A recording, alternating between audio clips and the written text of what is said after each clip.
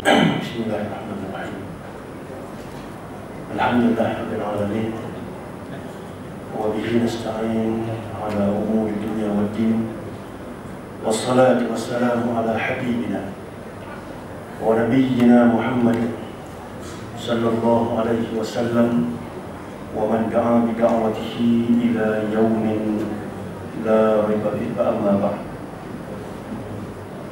وقال الله تبارك وتعالى في القرآن الكريم: وبعد أعوذ بالله من الشيطان الرجيم يا أيها الذين آمنوا من يرتد منكم عن دينه فسوف يأتي الله بقوم يحبهم ويحبونه أذلة على المؤمنين أعزة على الكافرين يجاهدون في سبيل الله ولا يخافون لومة لائم ذلك فضل الله يؤتيه من يشاء والله واسع عليم. صدق الله العظيم. Yang Allah SWT, pengurusi majlis, tuan-tuan imam, tuan-tuan puasa Masjid Al-Jaisiyah yang di sini, serta muslimin dan muslimat, pada cinta Allah Subhanahu wa taala sekalian. Alhamdulillah, kepada Allah Subhanahu wa taala diberi kesempatan dan takdir yang terbaik untuk saya datang untuk kali kedua. Masih bagulah insya-Allah. Dan alhamdulillah pertemuan ini ditakdirkan oleh Allah Subhanahu wa taala. Kita akan bincangkan tentang prinsip-prinsip dalam berinteraksi dengan non-muslim.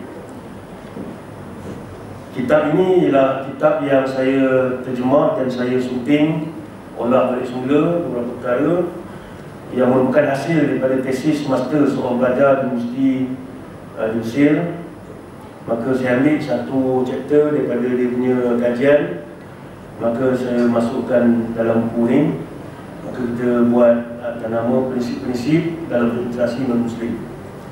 Buku ini kita tidak paparkan secara hukum, bukan cerita hukum, tidak. Dia paparkan prinsip saja.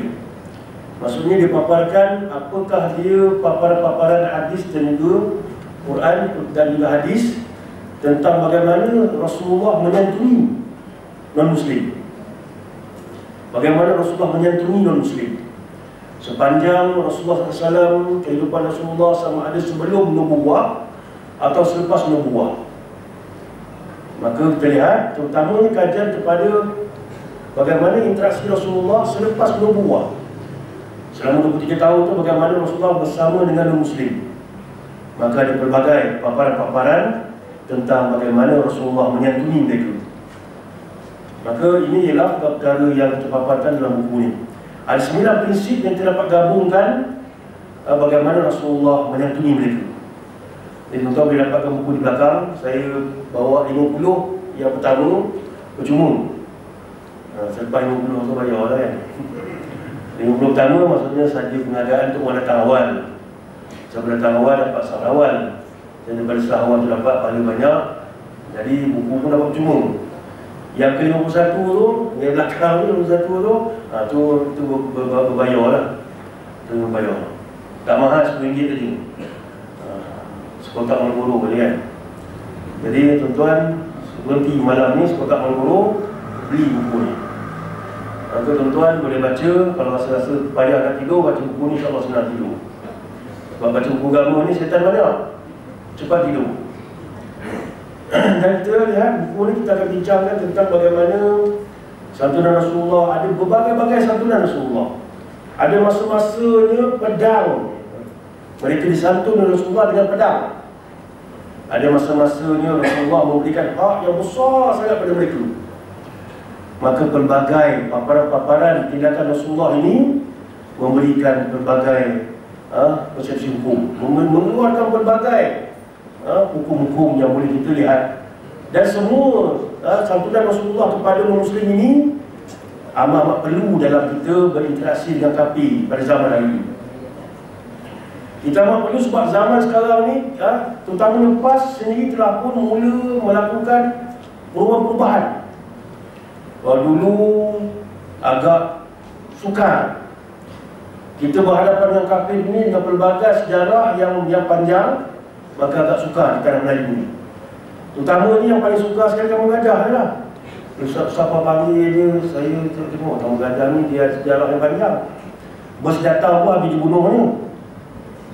Jadi dekat pula dengan Sungai Manik, tempat bergaduh yang paling hebat 13 Mei dulu.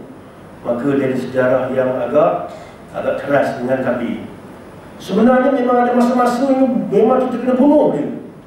Dan tindakan membunuh bos itu satu tindakan yang betul mengikut acuan peperangan. Sebab mereka datang menjajah.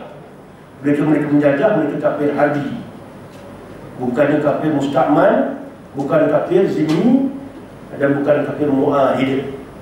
Kafir ada banyak jenis kafir. Maka kita akan cuba tengok insyaAllah. Maka berdasarkan kepada siapa kafir itu, maka itulah dia yang dilayan oleh Rasulullah. Kalau mereka itu kafir yang harbi, terutama saya nak bagi tahu bahawa saya tidak akan baca buku ni. Sebab masa saya beri sampai pukul 8.30 tu soal jawab, pukul 9, sebab lepas kita ada penuhi sikit, jenuh tunggu lama kan.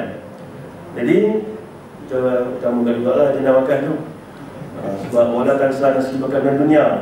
Jangan lupa nasi kat dunia ni sebab duduk kat dunia. Duduk kubur tak makan lah. Jadi kena ingat juga lah, budak tu ramai kan. Jadi saya hanya dapat mendiskusikan secara umum. Contoh ada masa petang-petang tu, sambil duduk tepi tebing tu, boleh tengok buku ni kan. Jadi kita tengok bahawasanya ada 9 prinsip pentapapan secara mudah. Jadi saya ceritakan secara umum, tentu kalau ada apa-apa isu nak tanya, terus tanya, boleh tanya terus. Atau nak simpan pukul 8.30 kan kita buat perbincangan, boleh bincang. Maka itu sistem dalam tema perbincangan pada malam ini. Maka kita lihat Rasulullah SAW ini berhadapan dengan kafir ini ada berbagai jenis santunan Rasulullah. Maka pada golongan-golongan yang kafir harbi ini, maka santunannya asasnya ialah peperangan. Namun dalam masa yang sama ada masa-masa Rasul tak perang mereka, ada masa-masa tidak diperangi mereka. Maka itu dinamakan sebagai siasah asyar'iyah. Maka hubungan asal sebenarnya dengan seluruh kafir-kafir ini, maka para ulama dia sebelum masuk satu benda, dia tengok dulu al-aslu. Al-aslu fi alaqah baina muslim wa ghayr muslim. Hukum asal dalam hubungan di antara muslim dan non-muslim ini, adakah dia al-harbun atau al-haramun ataupun as-salmun ataupun asal ataupun al-ibaratun. Hubungan asal kafir dengan Islam ini ialah hubungan peperangan ataupun hubungan yang haram ataupun hubungan yang harus, itu hubungan yang salam, perdamaian. Maka sudah dibincang panjang oleh para ulama. Ada seorang sahabat itu, sahabat saya tulis master di UIA, setelah dia bentangkan di tesis dia, maka para ulama majoriti mereka sedikit sangat yang mengatakan hubungan asal di antara Islam dan Muslim itu sikit ada yang kata haram. Majoriti mengatakan hubungan asal di antara Muslim dan non-Muslim itu ialah harus, iaitu asal. Hubungan asalnya ialah asal perdamaian. Sebab banyak ayat-ayat yang membenarkan lakum dinukum waliyadin qul ya ayyuhal kafirun. Boleh baca ayat tu? Mana ada kita takut hujung nanti. Ayat kuliah tu menunjukkan bahawasanya memang diberikan lakum dinukum waliyadin, bagi kamu agama kamu dan kami agama kami. Bahkan dalam ayat lain, la ikrah fid-din, tiada paksaan dalam agama. Ayat ini untuk orang kafir, bukan untuk orang Islam. Orang Islam memang kena paksa. 10 tahun tak sembahyang, kotak. Dan lebih 10 tahun tak sembahyang, tengok keadaan kan. Untuk bakar rumah lah. Sekarang ni siapa nak bakar rumah? Maka dia kena tindakan. Maka ayat la ikrah fid-din itu untuk orang kafir, bukan untuk orang Islam. Orang Islam memang kena paksa. Maka tapi orang kafir tak boleh dipaksa. Mereka nak masuk. Tapi kalau dah masuk, kena. Sebelum masuk tu jangan masuk kalau tak yakin. Jangan masuk kalau rasa-rasa tak puas hati lagi. Tapi kalau dah masuk, kena. Sebelum masuk tak dipaksa. Memang tak dipaksa. Maka kita lihat bahawasanya ada banyak ayat-ayat yang mengatakan bahawasanya satu benda yang betul hebat diberikan kebenaran. Begitu juga dengan hadis-hadis, sama ada hadis yang biasa kita dengar, iaitu man azza ziniyan faqad azani. Siapa yang menyakiti kafir zini, dia telah menyakiti aku. Setelah dikaji, hadisnya dengan dhaif yang kuat. Tapi ada hadis, tapi ulama kenapa ulama pakai hadis ni? Sebab hadis ni ada sama dengan hadis yang lain yang hampir sama dia makna dia. Man azza ziniyan wa ana khasama, yang bukan hadis yang sahih. Man azza ziniyan wa ana khasama, barang siapa yang menyakiti kafir zini, wa ana khasama, dan akulah yang memberikan pertolongan kepada dia. Aku yang akan menggalang ganti kafir tadi. Rasulullah yang akan memberikan pembelaan kepada kafir tadi. Maka nak beritahu ni hubungannya rapat. Maka sebab itulah para ulama memutuskan bahawa al-aslu fi alaqah baina muslim wa ghairi muslim al-ibahah atau as-salam. Hukum asal dalam hubungan di antara muslim dengan non-muslim ialah as-salam, itu perdamaian, itu diharuskan.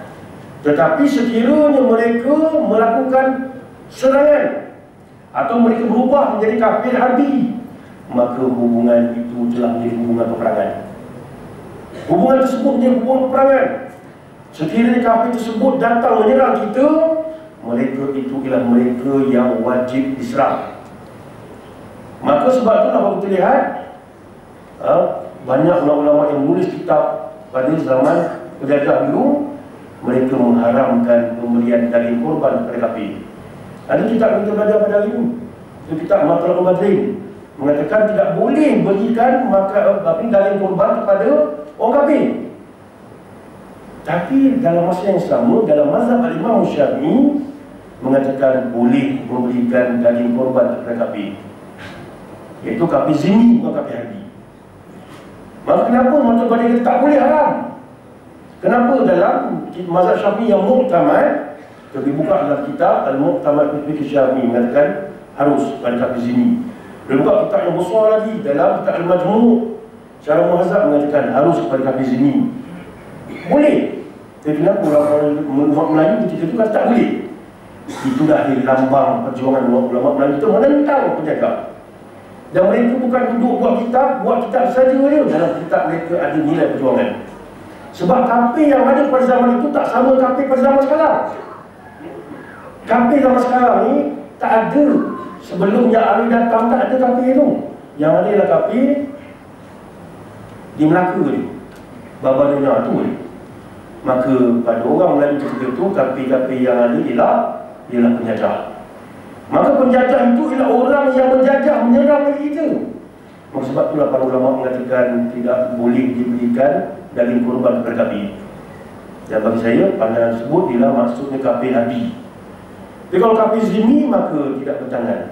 Kafir zimmi dibenarkan dalam mazhab Imam Syafi'i yang kaum muktamad. Pandangan yang muktamad dalam mazhab mengatakan boleh. Maka itu yang sepatutnya diguna zaman sekarang. Tapi tak disalahkan kitab lama, sebab kitab lama itu menulis pada zaman dia. Maka pada zaman sekarang jangan pakai lagi lah. Sebab apa? Zaman sekarang kafirnya berbeza lah. Kafir ni ialah kafir Cina, India, Sin dan sebagainya. Maka kafir itu ialah kafir harbi juga harbi. Zimmi pun bukan. Zimmi ini kalau kita pergi takluk negara dia dan dia terletak di bawah zimmah, iaitu naungan, maka baru dinamakan kafir zimmi. Bila pula kita takluk Cina tu? Tak ada takluk. Bila pula kita takluk India tu tak takluk, maka mereka berkafir zimmi. Zimmi ini ialah macam negara-negara dulu zaman Rasulullah, zaman para sahabat yang menakluk Mesir contohnya.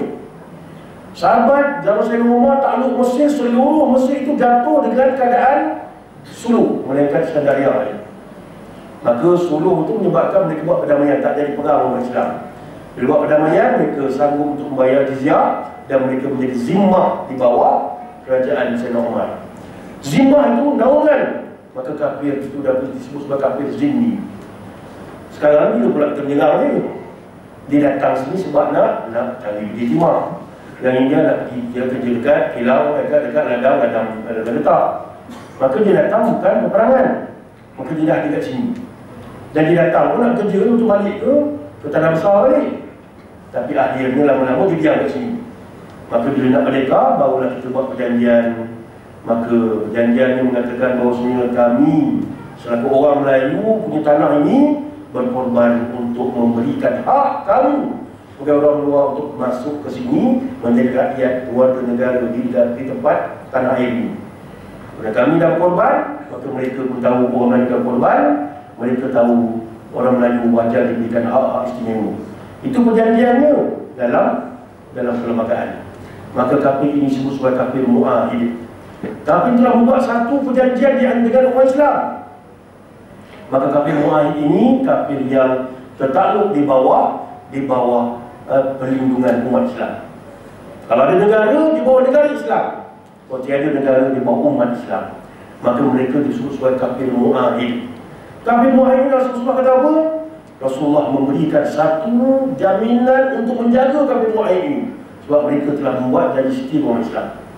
Dalam hadis yang sahih Rasulullah SAW mengatakan, dalam hadis Bukhari, Rasulullah SAW mengatakan bahawasanya man qatala mu'ahidan lam yara ra'iyatal jannah walau kana rihuha tujadu min masirati 40 aman. Siapa man qatala mu'ahidan, siapa yang membunuh seorang kafir mu'ahid, kafir telah buat janji setia dengan Islam, lam yara, tidak akan mencium ra'iyatal jannah, bau syurga. Tak cium syurga, tuan-tuan. Rasulullah kata walau kana rihuha, walaupun bau syurga itu dapat dikesan min masirati 40 aman, dapat dikesan daripada jarak 40 aman, 40 tahun. Kita 40 tahun perjalanan tak kesan bau-bau pun, tapi syurga itu 40 tahun perjalanan dapat dikesan bau dia. Maka Allah SWT kata tak masuk syurga siapa yang bunuh kafir mu'ahid. Maksudnya darah mu'ahid ini dijaga oleh Islam. Maka tak boleh senang-senang pancung dia, tak boleh. Dan di Malaysia ini dia namanya kafir mu'ahid. Maka salah bila ada ulama pondok di Kelantan, Abdullah Sa'ma, dia kata kafir di Malaysia ni, sebahagian kafir Malaysia kafir harbi. Itu salah yang amat salah, bertentangan dengan nilai ilmiah dan bertentangan dengan nilai satu Malaysia. Sebab apa bila dikata kafir, sebahagian kafir di Malaysia ni itu kafir DAP, dia mengatakan kafir DAP itulah kafir yang harbi, sebenarnya sepatutnya dihantar ke Munti. Bila sebut kafir itu kafir harbi, maka darahnya halal dibunuh. Bunuh lah, pergi bunuh, berani bunuh. So kalau kita yang sebut benda itu dah lama, pergi rehat penting. Oleh kerana yang sebut itu Abdullah Sa'ma, ulama yang memang menjilat, maka tak ada apa-apa pun dapat 2 juta langsung. Bukan saya kata semua, tuan-tuan dia tengok surat khabar tak ketemu, dalam waktu dia percaya surat khabar 2 juta dia dapat bantuan untuk sekolah, pondok dia, pondok Keting di Kelantan, kat tempat Kelantan. Saya tengok kawan, pondok tu selama mana? Allah, sekadar nama dia, nama orang tak anggap dia sebagai ulama besar pondok, mencemarkan isu pondok yang hebat, sebab dia telah pun melacurkan ilmu dia yang mengatakan kafir DAP, kafir harbi. Maksudnya DAP itu halal darah itu. Itu nilai satu Malaysia telah dibakar oleh dia. Tapi tak kena apa-apa pun, tak ada boleh panggil. Itu kita heran, satu benda yang semua boleh kat Malaysia. Jadi salah sebenarnya. Maka yang ada ini ialah kafir mu'ahid di Malaysia. Tapi kafir mu'ahid ini, kalau dia buat masalah, dia kena. Di antara kafir mu'ahid MCA dan kafir mu'ahid DAP ini mana bagus?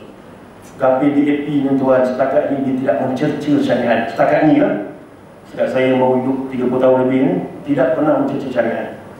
Tapi kafir MCA mencerca syariat.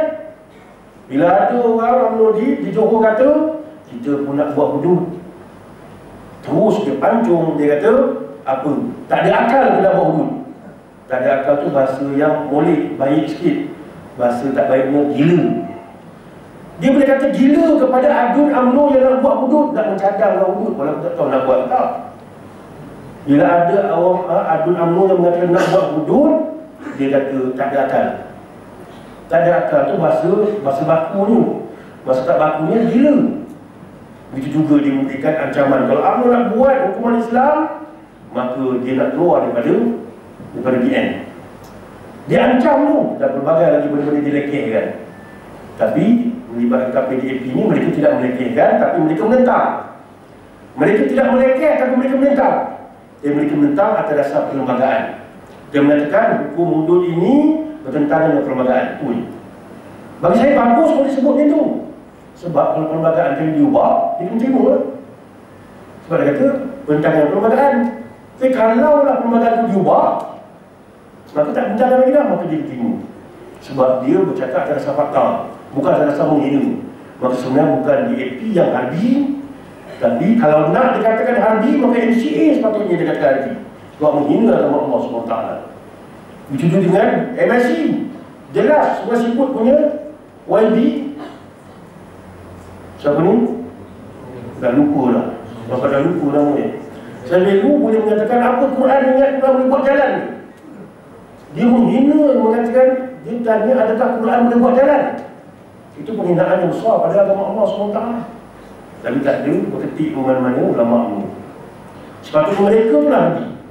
Sebenarnya kita nak betulkan mereka, walaupun mereka menghina, mereka bukan harbi. Mereka masih lagi mu'ahid, tetapi mu'ahid yang membuat jenayah.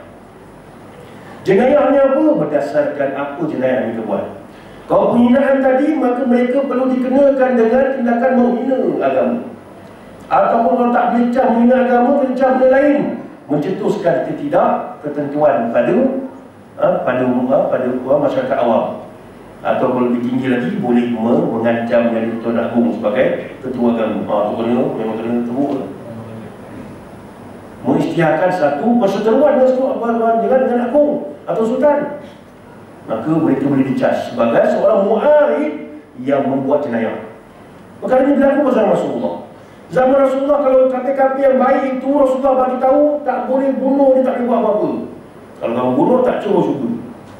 Tapi ada masa-masa Rasulullah bunuh. Sebab apa? Sebab mereka buat jenayah. Antara sebagai contoh, maka KPKP yang membuat khianat. Maka zaman Rasulullah ada kumpulan daripada Bani Qainuqa. Bani Qainuqa ini Bani Quraiza, minta maaf. Bani Quraiza ni orang daripada orang Yahudi. Mereka telah khianat dalam peperangan Ahzab. Peperangan Ahzab, umat Islam hampir kalah tu. Kalau mereka khianat, mungkin kalah terus. Dengan bantuan Allah menyebabkan umat Islam menang. Tapi saat-saat genting itu, Bani Quraiza ni nak belut, nak khianat. Dia berjadi patah perkhidmatan mereka. Dia nak melompat pergi tempat lain, pergi ke golongan Ahzab dan menyerang mereka dari dalam. Dia sempat dipatahkan. Bila tamat peperangan Ahzab, maka mereka diadili. Mereka dibawa ke tengah pengadilan, maka mereka diputuskan bahawa mereka telah mengkhianati Rasulullah dan umat Islam. Maka mereka telah menjadi kafir mu'ahid yang mengkhianati dan sah diputus dalam mahkamah, dia bersalah, mereka bersalah. Maka mereka meminta kepada Rasulullah supaya hukuman bersalah mereka ini tidak diputus oleh Rasulullah. Tapi penjahat Yahudi indahlah, dia bersalah. Dia minta kepada Rasulullah, jangan Rasulullah yang putuskan. Habis Rasulullah tanya, siapa yang kamu nak putuskan? Maka mereka nak minta supaya seorang sahabat bernama Sa'ad. Sa'ad inilah ketua golongan Ansar di Madinah. Maka kenapa tidak Sa'ad jadi hakim? Sebab dia ingatkan Sa'ad itu boleh tautim. Sebab Sa'ad itu sebelum masuk Islam, dia ialah kafir yang boleh tautim dengan Yahudi ini.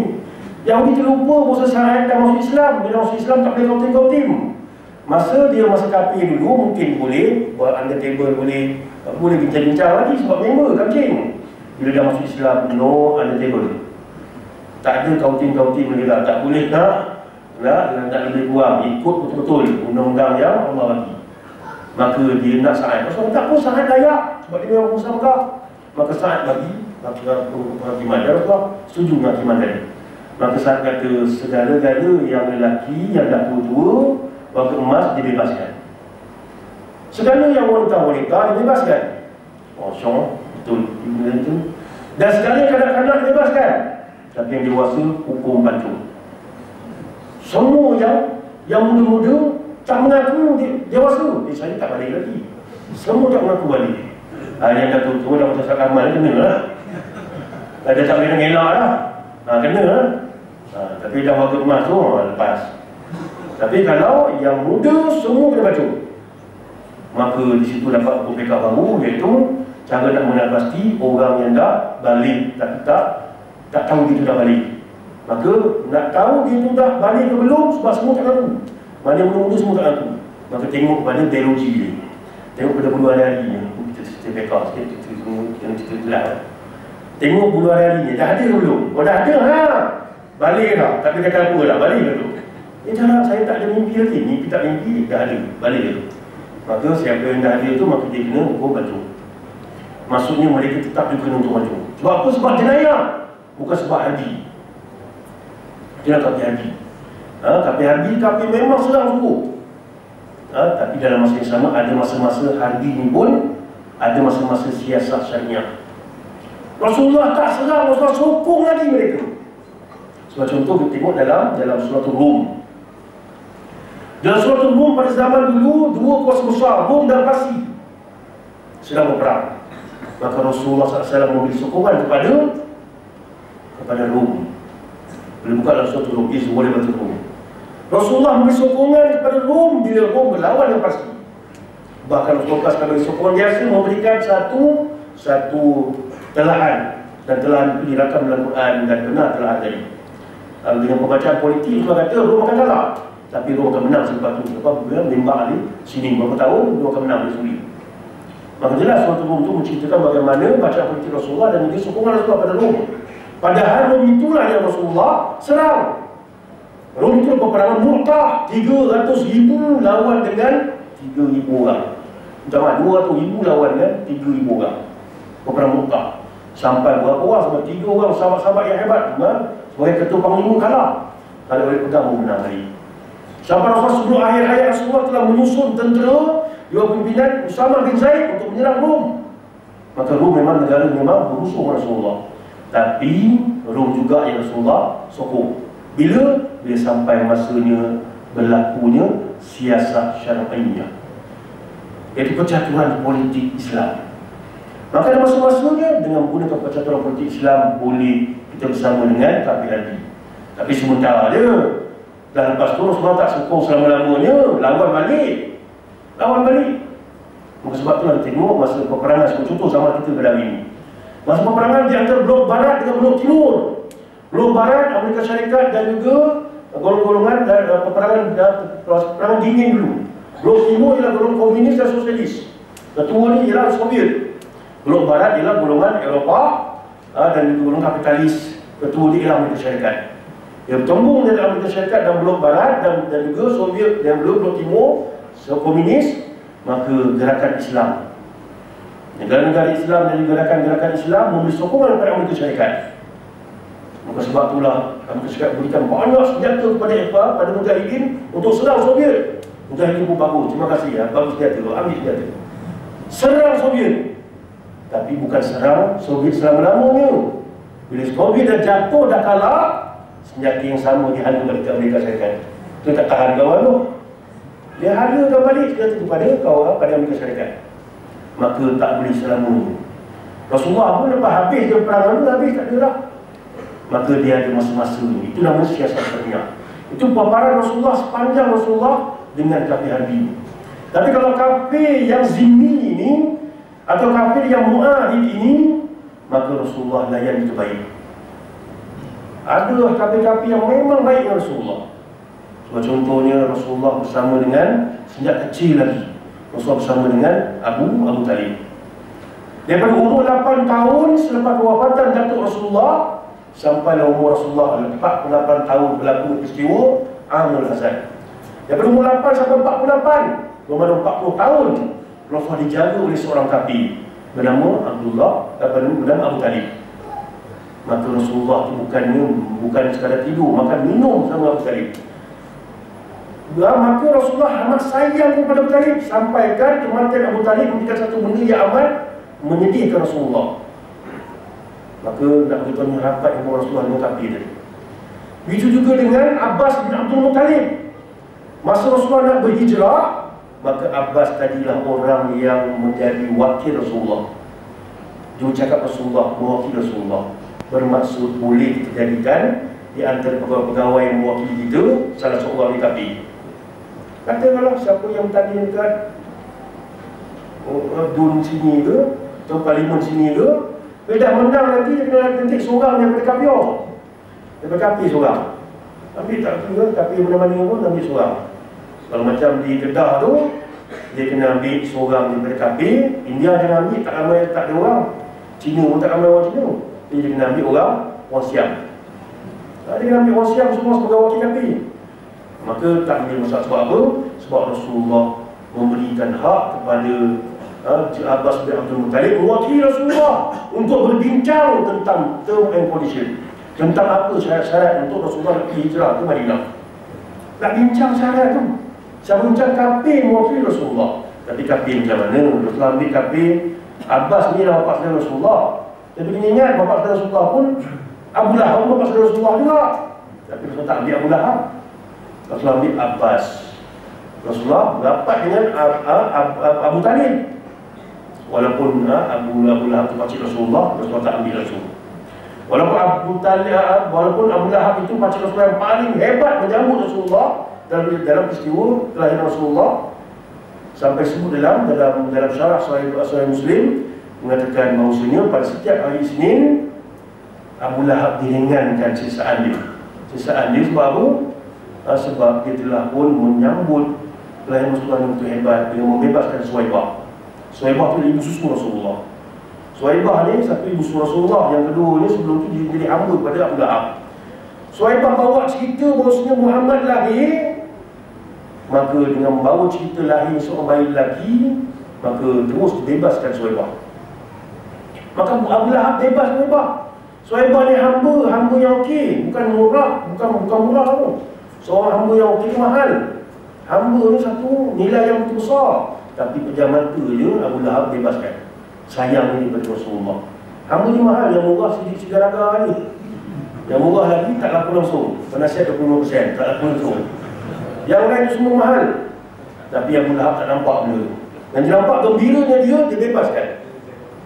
Dan dalam masa yang sama, ada juga sejarah mengatakan Abu Lahab menyembelih 100,000 unta, tuan-tuan. 100,000 unta bermaksud RM500,000 zaman sekarang ni. Siapa ada pak saudara nak bagi RM500,000 pada anak saudara, nak sambut bedil je. Tapi Abu Lahab ada. Walaupun pak saudara ni sambut hebat-hebat Rasulullah tak cari pak saudara ni. Rasulullah cari pada pak saudara yang tak ada duit tu. Abu Talib pun tak ada duit banyak pun. Maka dia cari pada Abu Talib, cari pada pada Abbas bin Abdul Muttalib. Maka Abbas ni mewakili Rasulullah dalam perjanjian Aqabah yang kedua. Dan kita lihat bagaimana ya, Rasulullah juga mempunyai hubungan yang amat rapat dengan KP-KP yang lain. Sebagai contohnya Warqah bin Nawfal. Warqah bin Nawfal ni bila berlakunya turunnya wahyu pertama, Rasulullah risau pengalaman pertama. Rasulullah pun beritahu pada Sayyidatina Khadijah, "Zambilu ni, terimakan aku." Maka Khadijah sebagai seorang wanita yang matang, maka dia pun selesaikan masalah Rasulullah ni. Macam mana nak buat ni? Maka Khadijah pun cari penyelesaian dengan membawa Rasulullah berjumpa dengan Warqah bin Nawfal. Warqah bin Nawfal ni seorang padri pada zaman ni. Maka Warqah mengatakan, itulah dia Namus. Maka itulah Namus. Namus ini ialah malaikat Jibril pada panggilan orang-orang ahli kitab. Maka bergembiralah kamu, inilah dia Nabi yang dipilih untuk menjadi Nabi akhir zaman. Maka Warqah bin Nawfal cakap secara jujur. Maksud memang ada kafir-kafir yang jujur. Sejujur Warqah bin Nawfal, maka Warqah bin Nawfal mengatakan, kalaulah aku masih muda lagi, niscaya aku bersama dengan Muhammad dan akan melihat Muhammad akan menjadi tukribu ke al-muluk wal ajam. Akan menjadi orang yang paling dibenci oleh al-muluk, raja-raja dan ajam, orang-orang asing. Sebab Muhammad akan menguntungkan raja-raja itu. Tapi Warqah dah tunggu ketika itu. Warqah sempat memberikan semangat kepada Rasulullah. Yang penuh jujur, dia walaupun agama yang berbeza, dia bagi tahu. Itu juga masa Rasulullah berumur 8 tahun. Masa Rasulullah berumur 8 tahun, maka Rasulullah SAW telah pun pergi berniaga sampai ke Syam. Dalam perjalanan ini berada di Basra. Basra ni menghala ke Syam. Kalau Basra pergi ke Iraq. Maka sampai di Basra, maka ada orang yang golongan Nasrani. Pada Nasrani bernama Bukhairah, yang nampak adanya tanda-tanda kenabian dalam hubungan daripada Mekah. Maka dia pun buat kenduri, nak tahu siapa punya awan tadi. Sebab Rasulullah ni ada irhas. Irhas Rasulullah ni iaitu awan yang sentiasa bergerak di mana Rasulullah bergerak. Maka orang-orang Yahudi Nasrani itu ahli kitab tahu tanda-tanda Nabi zaman. Dan Quran mengatakan ya'rifunahu kama ya'rifuna abna'ahum. Mereka kenal Rasulullah ni, Nabi zaman ni, kama ya'rifuna abna'ahum. Macam mana mereka kenal anak-anak mereka sendiri. Dia kenal saiz kasut macam mana, dia kenal segala benda tentang Rasulullah dia kenal. Maka dia tahu tanda dari Nabi zaman. Maka bila dia dapat pasti bahawasanya itu Rasulullah, maka dia tanya siapa bapa budak ni. Maka Abu Talib kata, aku dah bapa ni. Tak, kamu mustahil bapa ni. Bapa budak ni mesti dah tak ada dah. Maka dia pun cerita, maka Abu Talib kata, betul, apa yang kamu cerita semua betul.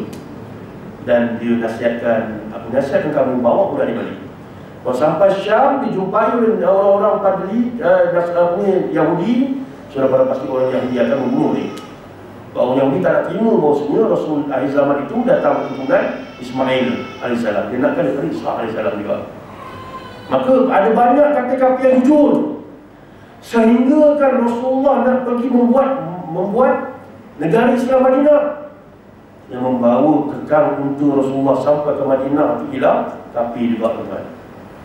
Rasulullah tunjukkan dalam membawa gerakan untuk membina negara Islam pun ada peranan kafir di situ.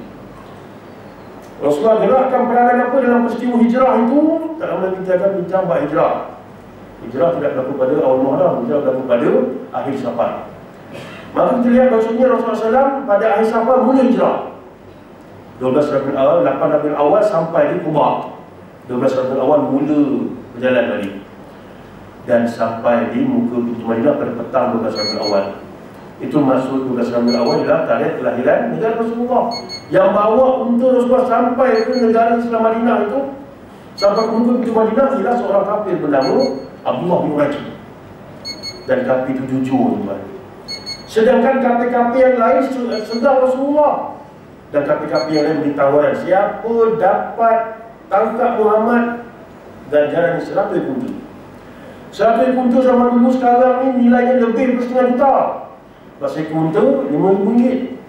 Kalau 100 kuntu RM5,000. Walaupun kafir itu ditawarkan RM500,000 nilai zaman sekarang, kafir tak melompat juga. Tak pergi tempat lain.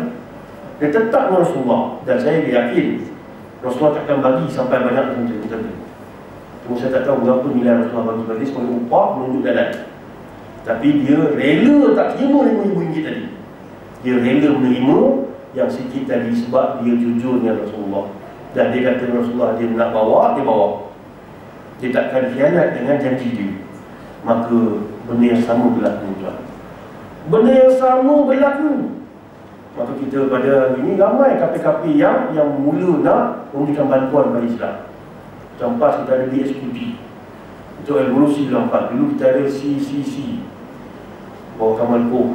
Lepas tu ada ada sayap Kelab Penyokong PAS. Lepas Kelab Penyokong PAS barulah DSPP, Dewan Penyokong PAS. Dan Dewan Penyokong PAS, subhanallah, dan buat beberapa program yang ada ni, beberapa ni yang terbangun ni dengan instantly ketua DSPP di Wilayah Setuan. Dia bawa dia punya AJK dia. AJK dia ni kita bukan ada bayar gaji pun, tak ada bayar lawan, tak ada bayar apa. Datang bersungguh-sungguh nak menang lapas. Pergi kawasan rumah Cina tu. Saya pun terangkan dalam bahasa Melayu lah, tak ada kira sini. Terang bahasa Melayu. Kita terang bahasa Melayu, yang depan tu Cina tu, dia punya AJK dia terang bahasa Cina secara spontan. Gaji kalau orang terima secara spontan ni mahal, tuan. Saya astro tu terima secara spontan. 1 jam tu banyak juga lah. Tapi kawan ni tak bayar ni. Saya ceramah aja, dia mau cerita pada asuh-asuh. Ada asuh yang tak ada cakap Melayu. Yang muda-muda cakap Melayu, tak payah terjemah lah. Tapi ada 3 orang yang tak ada cakap Melayu. Dia ambil tanggungjawab terjemah bahasa Melayu. Ke bahasa Cina dia. Song-syang. Bersemangat dia dengan sebuah bilik dia tu. Nama dia Ting-Ting. Saya tahu nama betul dia tu. Kita panggil Ting-Ting ni. Nama dia Ting-Ting, perempuan, muslimat dia. Semangat betul. Awal tu baik dapat air seperti saya kata orang kan. Dia yang buat semua. Maka sejarah berulang. Kalau dulu ada Allah bin Rajib, sekarang ada Ting-Ting, ada Bisri, ada macam-macam lagi. Maka sebenarnya sejarah pertama ada orang-orang kafir yang jujur. Tapi jangan silap. Ada juga kapi-kapi yang Abu Lahab, ada kapi yang Abu Jahal, ada kapi yang segalanya. Tapi dalam masa sama ada juga Abu Sufyan. Abu Sufyan yang jahat, tuan. Dia lah konspirator menyebabkan peperangan Badar. Dia lah panglima peperangan Uhud. Dia juga panglima peperangan Ahzab. Tapi akhirnya masuk Islam. Jadi kita tidak mencari Abu Sufyan yang lagi ramai. Mudah-mudahan Abu Sufyan ni akhir hayatnya masuk juga. Dia Rasulullah dah sampai di Mekah, maka dia cuma tak ada makan. Maka dia mula-mula jumpa Rasulullah. Rasulullah tak masuk lagi ke Mekah, dia jumpa Rasulullah. Maka dia mengatakan, aku beriman dengan kau Rasulullah. Maka Rasulullah terima dia. Rasulullah terima dia, dan dalam Islam ni ada khiyarukum fil Islam, khiyarukum fil jahiliyah, khiyarukum fil izah. Seorang yang terpilih di kalangan kamu pada zaman jahiliyah akan menjadi orang terpilih juga pada zaman Islam. Izah maksudnya dia ada sesuatu benda yang dia profesional ataupun dia kelebihan dia, dan dia mendalami perkara yang melibatkan hukum akam. Maka kita lihat siapa ni? Abu Sufyan ini Rasulullah jadikan dia sebagai orang yang hebat. Maka Rasulullah minta Abu Sufyan dan tentera Islam masuk ke muka pintu Madinah ke dalam kota Mekah. Maka masuk ke kota Mekah, tuan. Cerita tentang kota Mekah tadi, sebab apa berlakunya peristiwa peperangan kota Mekah. Peperangan kota Mekah ni berlaku sebab kafir. Dia buka dalam fiqh sirah dan Syekh Ahmad Al-Buti yang menyatakan bahawasanya berlakunya peperangan Fathul Mekah disebabkan suku Khuza'ah. Suku Khuza'ah ni orang-orang kafir zimmi di bawah pimpinan Rasulullah. Mereka ni dia kafir, tak masuk Islam, tapi dia nak duduk di bawah zimmah Rasulullah, naungan Rasulullah. Maka Rasulullah pun memberikan satu jaminan pada mereka, kamu akan dijaga oleh kami. Atas nama Allah, zimmah tadi dijaga. Atas nama Allah, tapi zimmah tadi dijaga. Maka satu hari orang Mekah telah pun mencabuli senjata perjanjian Hudaybiyah. Hudaybiyah mengatakan mereka tak terserang mana-mana umat Islam atau sekutu umat Islam. Tiba-tiba terserang orang Mekah, terserang Khuza'ah. Bila serang Khuza'ah bermaksud menyerang umat Islam, sebab Khuza'ah bawa naungan zimmah Rasulullah. Maka Khuza'ah pun mengadu Rasulullah kami diserang, dan Rasulullah menghantar 10,000 tentera Islam untuk menyerang kota Mekah. Rasulullah mengeluarkan bala tentera yang paling besar dalam sejarah Rasulullah sebelum itu.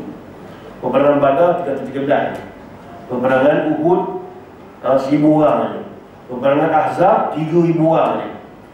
Semua itu nak pertahankan Islam, tapi nak pertahankan kafir. Kafir apa? Kafir Khuza'ah. Rasulullah hantar umat Islam selama 10,000 orang.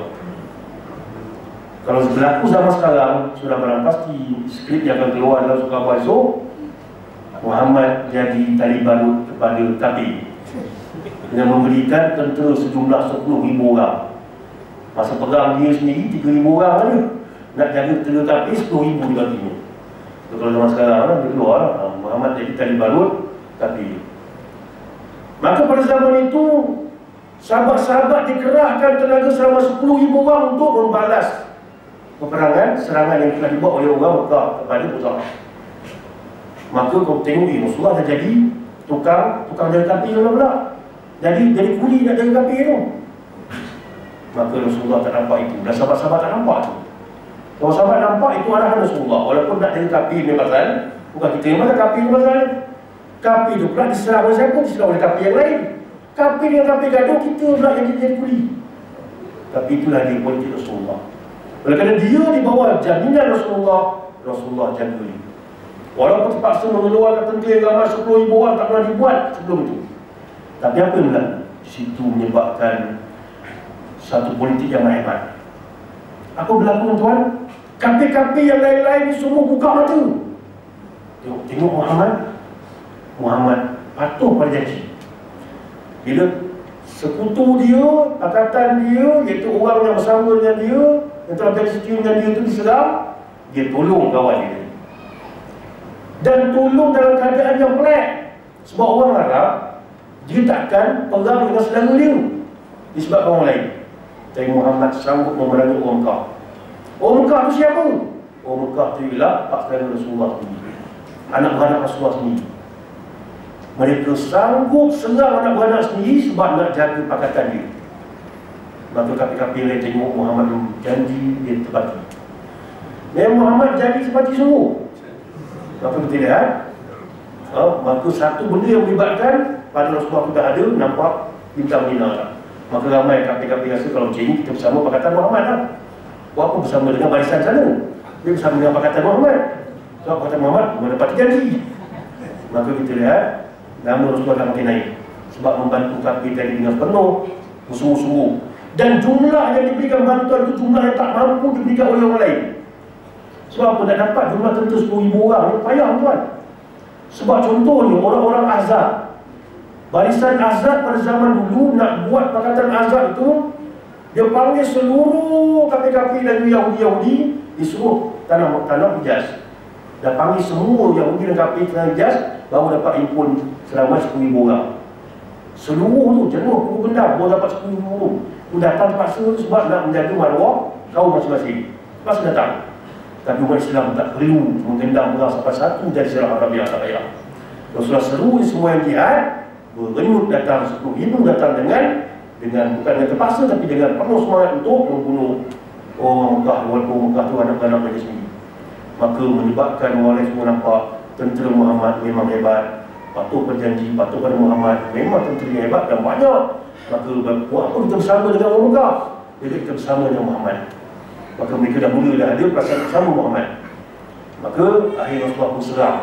Rasulullah serang Kota Mekah. Bila sampai di hampir Kota Mekah, Abu Sufyan tengok-tengok, oh tak boleh lawan Muhammad. Dia masuk Islam dulu. Dan ketika itu Rasulullah ajar kita nak serang musuh ni, serang musuh risau ni, tunjukkan kekuatan. Rasulullah arahkan tentera Islam bersama dengan Abu Sufyan masuk ikut lereng bukit. Dia tunjuk kekuatan. Dia berdiri 10,000 tuan kalau masuk berderu macam tu tak nampak ramai. Tapi kalau masuk diri tak tahu panjang barisan tu. Bila panjang barisan orang Mekah tengok ke jauh, oh ramai betul. Berdiri. Yang paling tak tahan tu ujung sekali Abu Sufyan. Orang yang kita harap untuk memerangi Muhammad, tiba-tiba Abu Sufyan di depan. Lagi jatuh perasaan umat Islam. Jatuh perasaan orang kafir Mekah. Dan dalam masa yang sama, sebelum itu mereka memang tak jatuh hati kepada Rasulullah. Sebelum itu, semasa berlaku perjanjian Hudaybiyah, apa berlaku tuan? Orang Mekah telah pun diberi bantuan gandum dari Rasulullah. Kita lihat di sini strategi Rasulullah. Orang Mekah dah buat janji setia dengan Rasulullah dalam perjanjian Hudaybiyah. Kami tak akan perang dengan kamu 10 tahun. Okey, tak apa. Tengah-tengah buat perjanjian Hudaybiyah itu berlaku ni kemarau. Dan bila berlaku kemarau, kita lihat bahawasanya Rasulullah SAW telah memberi bantuan kepada orang-orang kafir Mekah. Rasulullah bagi bantuan dengan gandum yang paling hebat sekali. Rasulullah bagi pada Abu Sufyan. Abu Sufyan ambil. Dan bagusnya Abu Sufyan ni mungkin sebab itulah Allah SWT pilih dia masuk Islam. Abu Sufyan walaupun besar-besar Quraisy yang dia jahat pun, tapi dia amanah. Tak seolah pasal rakyat. Bila Rasulullah bagi dia gandum, dia ambil gandum tu, dia sebar ke seluruh orang Mekah. Dia tak seorang. Dia bagi pada seluruh orang Mekah. Mungkin sebab Allah pilih dia masuk Islam. Maka dia sebar pada gandum tadi pada seluruh Islam. Umat Islam dan tak mahu orang kafir di Mekah. Maka apa yang berlaku? Orang kafir di Mekah kata bagusnya dan segala gitu ni. Bagusnya Muhammad ni. Kita serang dia dalam peperangan Badar. Lepas tu kita serang dia peperangan Uhud. Lepas tu kita serang dia peperangan Ahzab. Tiba-tiba lepas peperangan Ahzab kita kebulu. Dia bagi kita gandum. Patutnya tengah musuh kebulu tu ganyang habis-habis. Tuan-tuan, kalau nak belasah orang, tengah orang tu kuat ke tengah orang tu lemah? Tengah dia letih lemah tu belasah dia. Tapi Rasulullah ajar tengah dia lemah tu jangan serang dengan senjata. Kalau serang dengan senjata belum tentu menang. Tapi serang dia dengan kasih sayang. Luluh hati dia tuan. Orang Mekah mengata bagus betul budak Muhammad tu. Kita halau dia ke Mekah. Serang dia berkali. Tiba-tiba kita tengah sakit, kebulu, dia bagi gandum, dia terbaik lagi tu. Bagus. Maka serangan gandum tadi telah masuk sampai ke mana? Sampai ke perut masuknya. Dan sampai ke otak masuknya. Maka diserang mereka sampai ke otak masuknya, sampai ke perut masuknya. Bila otak dah masuk, perut dah masuk, habis tuan, tergadai. Bila dah termakan budi, tergadailah akidah. Tergadai budi, tergadai akidah. Tergadailah akidah orang kafir tadi, dia mula suka pada Muhammad. Tengah-tengah dia syok pada Rasulullah tadi, tengok Muhammad dah berjaya menguasai banyak-banyak tempat. Muhammad bertolong kita, tiba-tiba Muhammad serang dia. Rasulullah serang mereka. Kita boleh lawan lagi ni, Abu Sufyan ada. Untuk Abu Sufyan dia tak ada dah. Habis apa yang ada? Risau. Dah tak ada apa lagi. Dah tengok umat Islam punya ramai tu. Dah tunjuk kekuatan. Kalau berhimpun stadium ramai. Dia risau. Himpun kat Kelantan ramai. Himpun kat Kedah ramai. Himpun kat Selangor ramai. Dia mungkin risau. Himpun sana ramai. Himpun sini ramai. Dia cuba nak himpun. Tak boleh. Himpun untuk K-pop boleh. Himpun untuk tak mahu dia. Himpun kat Kuala Lumpur sekarang tengah ada utama dia. Mahulah sebab masuk. Datang tu kan datang saja tu. Yang main datang masuk tu. Maka kita lihat maksudnya tunjukkan kehebatan supaya musuh tadi rasa pedih dia. Dan akhir sekali Rasulullah masuk. Rasulullah masuk dan Rasulullah tanya kepada mereka, Al-Yaum, pada hari ini apa yang kamu rasa aku akan buat pada kamu? Maka Rasulullah tanya kepada mereka, apa yang kamu rasa pada orang Mekah aku akan buat pada kamu?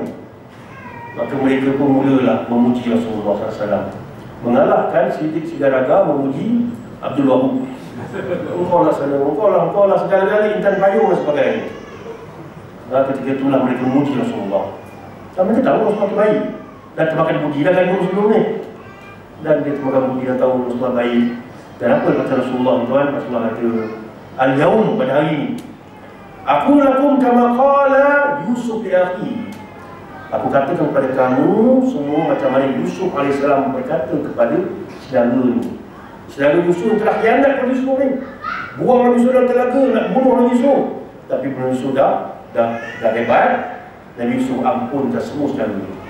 Maka macam mana Nabi Yusuf ampunkan saudaranya semua, macamlah aku mengampunkan semua kamu. Maka nafkah syok ini. Nabi Yusuf kata, dengan syarat kamu jangan jadi tentera untuk perang. Maka tanda tentera tadi, siapa yang diam di luar, dia tentera. Siapa yang masuk rumah masing-masing, dia aman. Siapa masuk Baitullah, dia aman. Sekali lagi Rasulullah buat psikologi. Siapa masuk rumah Abu Sufyan aman. Masuk rumah Abu Sufyan aman. Abu Sufyan ialah konspirasi segala-galanya. Abu Sufyan sebab dia nak kita berperang dengan Muhammad. Sebab dia nak kita berperang Muhammad dalam peperangan Uhud, Badar dan sebagainya. Tiba-tiba Abu Sufyan jahat ini pun Rasulullah terima. Bahkan dimuliakan, rumah dia pun disetarakan dengan Baitullah. Kita ni tak sejahat Abu Sufyan. Di situ datang pemikiran itu. Abu Sufyan jahat tu Muhammad terima, dan kita yang tak sejahat Abu Sufyan. Dan kita pun tahu Muhammad yang baik. Maka berduyun-duyun mereka mengatakan, Asyhadu an la ilaha illallah wa annaka ya Muhammad Rasulullah. Berduyun kepada Rasulullah mengatakan, kami umat Islam, kami masuk Islam.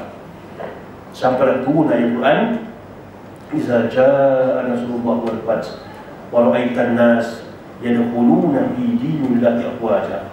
Dia telah sampai masa kemenangan dan juga pembukaan kepada Allah SWT. Wa ra'aitan nas, kamu lihat manusia-manusia itu yadkhuluna fi dinillahi afwaja. Masuklah agama Allah SWT afwaja, berbondong-bondong masuk. Ada yang datang masuk nak Islam, ada yang datang masuk tak nak masuk Islam, tapi nak bernaung di bawah negara Islam. Maka Quran mengatakan buyun-buyun. Ketika itu kafir-kafir yang lain ni tengok Muhammad dah pegang Mekah dah. Dan Muhammad satu kumpulan yang terhebat. Kenapa tak bergabung dengan Muhammad? Maka semua kafir-kafir datang bergabung dengan Rasulullah, dan ada yang datang tak nak bergabung, nak masuk Islam terus. Maka semua ni datang kan. Ketika itu buyun-buyun manusia datang kepada Islam. Maka jangan risau tuan. Maka dengan sebab Rasulullah jaga kafir tadi lah. Kafir mana? Kafir Muza'ah tadi. Maka dapat untung apa? Untung jaga masa panjang. Dapat tawan Mekah dengan mudah. Bila Mekah dapat ditawan, maka Mekah ialah tempat tengah-tengah tanah Arab yang menjadi tempat penengah kepada perjalanan utara dan selatan. Bila kuasai Mekah masuk kuasai seluruh dunia Arab, ketika itu Rasulullah dah begitu hebat. Nak apa lagi? 2 tahun lepas tu wafatlah Rasulullah SAW. Selesai masalah. Tapi semua itu ialah sejarah Rasulullah yang kafir. Rasulullah yang kafir. Maka ada masa-masa soal layan kafir tadi, walaupun nampak gayanya, kita mengalah banyak. Mengalah banyak dalam perjanjian Hudaybiyah. Terpaksa mengalah banyak. Tulis itu surat. Ini ialah Bismillahirrahmanirrahim. Baru nak mula kau mencari benda ni dalam Fiqh Rawiyah Dr. Said Ahmad Putih. Baru nak mula tulis surat perjanjian tu, maka Rasulullah akan mulakan dengan Bismillah. Nabi-Nabi ini kalau nak mula buat surat, dia mula dengan Bismillah. Rasulullah buat Bismillahirrahmanirrahim. Saya lagi tulis, Rasulullah sebut, saya lagi tulis.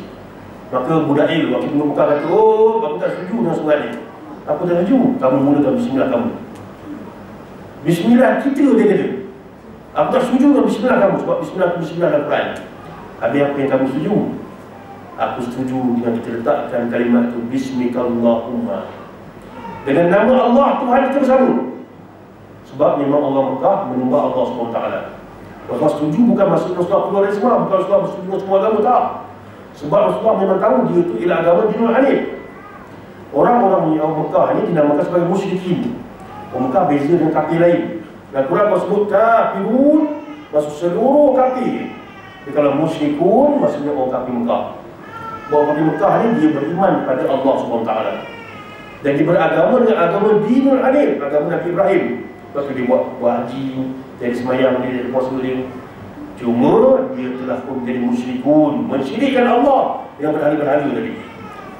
Dia tawaf, dia nak letak berhala. Dia semayang, letak berhala sebagai perantara daripada Allah SWT.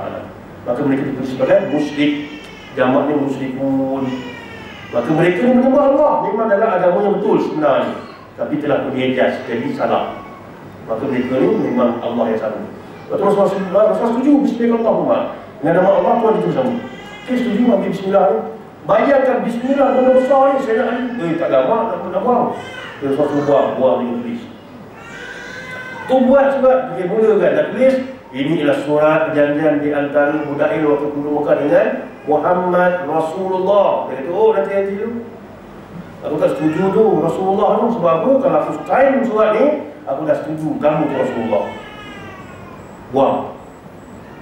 Maka apa yang kamu nak? Kalau aku buang Rasulullah ni, aku nak Muhammad bin Abdullah je. Maka Rasulullah pun setuju. Saya nak Ali buangkan Rasulullah tu. Saya tak nak. Ingkar dia sangat Ali bukan sebagai ingkar maksiat. Dia ingkar sebab sayangkan kalimat Rasulullah itu. Maka tak nak buang. Rasulullah tanya, mana kalimat Rasulullah tu? Sebab Rasulullah tak boleh mati. Maka Rasulullah sendiri yang menggorengnya. Benar baru saya baca dia. Tulis Muhammad bin Abdullah saja. Banyak tu, banyak benda yang Rasulullah betul langsung tu. Kalau kita tak masalah. Kamu tak nak dengan Islam, dengan kebajikan tak lah. Mana kebajikan okey. Ambil lah. Dengan kebajikan, tukarkan dengan kebajikan ni. Maka benda sama je. Sebab negara Islam itu ialah bendanya. Konsepnya ialah baldatun thayyibatun wa rabbul ghafur. Tu Quran sebut konsepnya. Baldatun thayyibatun wa rabbul ghafur. Benda ni negara Islam, namanya apa? Namanya selama ini tak pernah diletak. Macam kita lah. Bendanya Colgate, bendanya ubat gigi. Namanya Colgate, tapi orang tu dah silap. Tok semua cucu dia pergi kedai. Mak, kamu pergi belikan aku Colgate dari. Pening budak ni. Tok, aku suruh pergi Colgate ke beli dari? Pergi kedai, pakcik nak pergi Colgate dari. Kalau nak Colgate nak dari, tak tahu. Tok kata nak Colgate dari. Pakcik dia bagi Colgate, nak pergi Colgate. Datang-datang Tok tadi, aku bukan nak Colgate ini, aku nak Colgate dari. Aku nak Colgate dari. Faham? Maksudnya dia nakkan jenama dari. Jadi kita pergi kedai balik, tukar balik, nakkan Colgate dari, dia bagi dari. Ini dah tu nak. Maksudnya dia tak tahu mana satu nama, mana satu benda. Begitu juga negara Islam. Negara Islam dia orang tak tahu mana satu nama, mana satu benda. Benda item dia, bendanya ialah negara Islam. Nama ni tak ada lagi. Untuk sekarang ni tak ada lagi. Tapi dulu-dulu ada. Dulunya zaman Rasulullah namanya apa? Namanya Madinatul Nabi. Zaman Rasulullah wafat namanya Daulah Khulafaur Rasyidin. Habis tamat zaman Daulah Khulafaur Rasyidin ada dibawa oleh Bani Umayyah, maka dinamakan Daulah Umayyah. Zaman Umayyah maju Islam tu hebat, kemudian dilupa dan ada daratan, Allah ganti dengan dengan bangsa Abbasiyah. Jadi seorang bernama Abbas As-Safa, maka dengan nama Abbas As-Safa tadi diambil Abbas, maka dinamakan Daulah Abbasiyah. Maka silih berganti sampailah kepada daulah terakhir. Ada seorang bernama Osman daripada Turki menggagaskan satu pembinaan semula negara Islam. Maka dia berjaya menyatukan negara Islam, maka dinamakan nama dia Osman. Maka dinamakan Daulah Osmaniyah. Maka Daulah Osmaniyah ni telah pun runtuh tahun 1924. Bila runtuh Daulah Osmaniyah ni tak ada daulah lagi dah. Maka daulah ni nak nasab apa? Nak nasab berapa? Kalau ada orang nama Mahathir, dinamakan Daulah Mahathiriyah. Tapi dah tak ada dah, sungguh. Kalau ada orang bernama Najib, kalau menyatu dunia Islam, dia menamakan Daulah Najibiyah. Rasanya dahul. Maka nama tu boleh tukar. Dah memang tukar. Tapi tak ada benda dia, maka daulah tadi kembali balik pada Islam. Daulah Islamiyah. Maka daulah Islamiyah tu benda ni. Dan sekarang ni, ulama kita telah memberikan satu ijtihad. Untuk Malaysia kita namakan Daulah Islamiyah tadi dengan nama baru. Itu Daulah Rifahiyah. Bahasa Arabnya Rifahiyah, bahasa Melayu negara berkebajikan. Maka tak salah nama kan. Dia tak nak negara Islam ni, negara kebajikan nak. Nak, okey on. Dia sama je. Sama macam Rasulullah. Tak nak Muhammad Rasulullah kan. Nak apa? Nak Muhammad bin Abdullah on. Jadi sign sama je. Surat dia sama, benda dia sama. Yang tukar tu je. Maka sebab tu pimpinan kita tuan dalam bab ni bukan membuang negara Islam. Dalam urusan kafir bukan membuang, tapi menamakan negara Islam tadi. Yang sekian lama tak pernah dinama. Itu zaman Malaysia ni. Lepas tu kata zaman seterusnya nak tukar nama lain, tak sedaplah nama Daulah Rifahiyah negara kebajikan ni, nak tukar nama lain. Nama apa kita? Nama anak Ustaz Mustafa. Dia mengatakan dia jadi Muslim Am, katanya 100 tahun yang datang dia jadi Muslim Am itu. Aku nak namakan dengan nama ayah aku, Daulah Mustafawiyah. Jadi negara Daulah Mustafawiyah. Kalau itu namanya, terpulang pada dia lah kalau dia jadi sebab hakim, anak Ustaz Mustafa yang sulung kan. Saya sempat dengan hakim masa kecil yang saya tak kenal saya lah pun. Jadi terpulang pada siapa yang pada zaman nak namakan dengan apa pun. Maka bukannya pimpinan gerakan Islam menggadaikan Daulah Islamiyah pada kafir tidak. Semua itu ialah percaturan politik berdasarkan kepada apa yang telah dibuat oleh Rasulullah. Ada banyak benda kita menolak betul ansur. Tapi banyak betul ansur ni sampai kita kena tolak dan beransur ke belakang. Tapi itu ada benda yang menguntungkan. Macam Rasulullah tadi, banyak betul ansur. Terpaksa hilang itu, terpaksa berikan. Sebab apa? Memang itu hak dia. Kalau itu hak dia, kalau itu yang tidak bercanggah dengan Quran dan Sunnah, maka berikanlah hak dia. Rasulullah tengok ada lalu jenazah Yahudi. Jenazah Yahudi lalu tu, Rasulullah bangun memberikan penghormatan. Maka sahabat-sahabat, ya Rasulullah tu Yahudi tu. Maka benda dia adalah hadis Bukhari. Maka Rasulullah mengatakan alaysat bil insan, tidak akan dia itu insan, manusia. Maka Quran kata apa? Walaqad karramna bani Adam. Sesungguhnya Allah SWT memuliakan anak Adam. Yang lalu tu memang jenazah Yahudi. Tapi yang Yahudinya, dia punya roh tu, dia roh dia dah keluar, jenazah itu ialah anak Adam. Bila anak Adam, jenazah tu wajar dimuliakan. Maka Rasulullah bangun beri kemuliaan kepada jenazah tadi. Bermaksud kita boleh memberikan kemuliaan kepada jenazah kawan kita. Kita di kampung Gajah ni taklah masalah sangat. Tapi kalau kami di Kuala Lumpur tu, jiran sebelah tu kapi, jiran sebelah sini kapi. Petang-petang macam main badminton, tahu-tahu kita dengan ini tu kan. Biasa je. Minggu hujung minggu, jiran sebelah dia ajak pergi main golf pula. Tiba-tiba kawan tu mati, menyebut dalam rumah. Nama tak keluar, tapi orang mati juga. Tak, keluarlah pergi ziarah dia. Tapi ziarah pada benda-benda yang melibatkan kemanusiaan. Rasulullah tunjukkan benda melibatkan kemanusiaan boleh. Rasulullah bangun, beri hormat pada dia, pada jenazah Yahudi tadi. Bukan kepada akidah dia. Maka pada jenazah dia boleh. Sebab jenazah itu insan. Alaysat bil insan, tidak ada itu manusia. Dan dalam Quran mengatakan walaqad karramna bani Adam, kami berikan kemuliaan kepada seluruh anak Adam. Maka yang Yahudi itu ialah roh dia. Roh dah cabut. Bila roh cabut, badan tubuh itu ialah manusia. Maka perlu dimuliakan.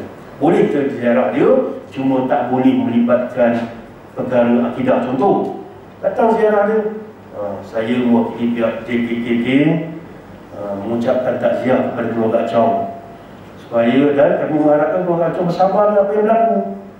Boleh, tak salah, sebab itu kemanusiaan. Ini ada peruntukan sikit daripada JKKK ni, peruntukan. Saya tak salah, boleh. Yang tak boleh, benda melibat akidah. Kami daripada JKKK mengharapkan keluarga Achong dan Achong sendiri bersemadi dengan aman dan damai di alam seterusnya. Itu tak boleh. Atau dia pun tak paku, kita pun tak paku sekali. Dia buat ada tahlil arwah dia. Bila dia buat tahlil arwah, dia jangan terlibat. Dia tak paku, tahlil arwah dia tu.